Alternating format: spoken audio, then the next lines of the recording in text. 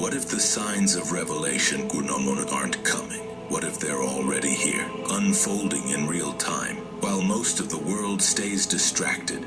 Wars, natural disasters, global surveillance, mass deception, sudden shifts in power. These aren't isolated events, they're signals, and they line up almost too perfectly with a prophecy written 2,000 years ago. The question isn't if we're approaching the final days, the question is, are we already inside them? To understand what's really going on, we need to go back to a book many fear, most ignore, and few truly understand. The book of Revelation wasn't meant to be entertainment. It was a warning, penned by John during exile after receiving a terrifying vision straight from heaven. Beasts, plagues, fire, judgment, a mysterious mark that controls commerce, and a sudden, unexpected return of someone the world tried to forget. For years, skeptics dismissed the book of Revelation as metaphor, but what happens when metaphor becomes reality? Revelation 13 describes a world where no one can buy or sell unless they have the mark. Back then it sounded impossible. Today it's called a digital economy, but that's just the beginning. Look around. Global leaders are pushing for unified currencies. Digital ID systems are being tested in major nations. Contactless payments, retinal scans, facial recognition, all sold to us in the name of convenience. But convenience always comes at a cost. Revelation doesn't say this mark would feel evil.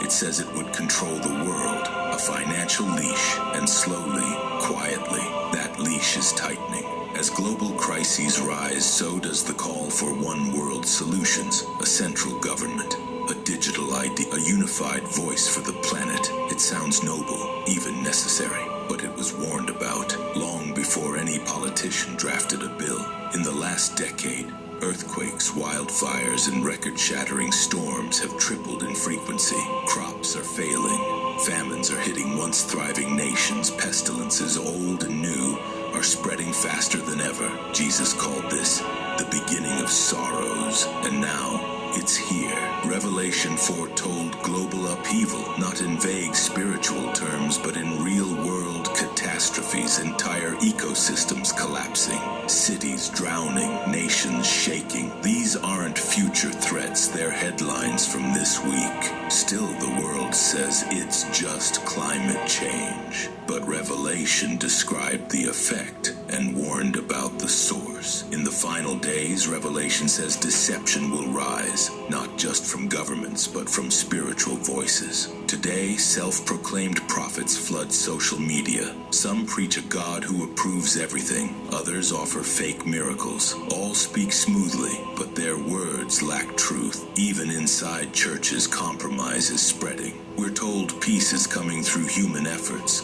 Treaties, coalitions, AI-driven governance, but real peace doesn't come from politicians, and every false promise brings us closer to a final collapse. Jesus warned, "Many will come in my name claiming to speak for me, but they deceive many." That deception, it's already normalized. For years, Christians have proclaimed Jesus is coming back. And for years, scoffers have rolled their eyes. Where is he? They ask. You've been saying this for decades, and the world keeps turning. That attitude isn't new. The Bible predicted it in 2 Peter 3, where Peter says, "In the last days, scoffers will come, saying, 'Where is the promise of his coming?'" What they don't realize is that the delay is mercy. God isn't late. He's patient, holding the door open as long as he can.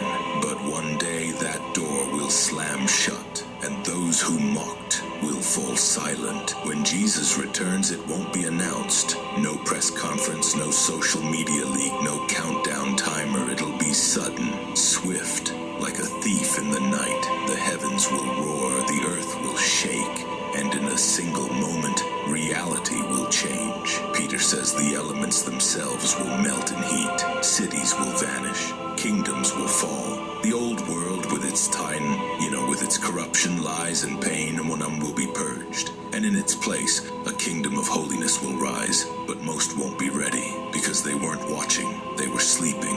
Readiness isn't about being perfect. It's about being aware, alert, connected to the one who's coming. But let's be honest, most people who think they're ready aren't. They go to church but ignore God's voice. They know verses but twist them to fit their lifestyle. They claim to love Jesus but live like the world. Jesus didn't say those who memorize scripture would be saved. He said those who obey. Holiness isn't optional, it's the standard. And Revelation makes that painfully clear.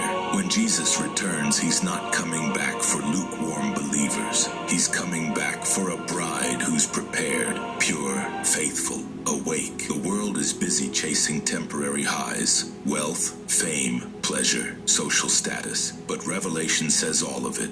Every dollar, diploma, and luxury will burn. You don't take your followers into eternity. You take your faith. So why do so many trade the eternal for the temporary? Because holiness is costly. It means saying no to the flesh. It means discipline, surrender, obedience. And in a world built on self, that feels like death. But it's the only path to life. Revelation doesn't just warn us, it begs us, wake up. Get ready, live differently, because when he returns, it'll be too late to change sides. This isn't fear-mongering, it's truth. The book of Revelation isn't a myth, it's a map. And every day that map aligns more closely with our reality. Digital control, rising deception, normalized catastrophes daily. And still, most people are asleep. So here's the question. The only one that really matters: if the sky cracked open tonight, would you be ready? Because Revelation isn't coming, it's already happening, and you still have time, but not forever.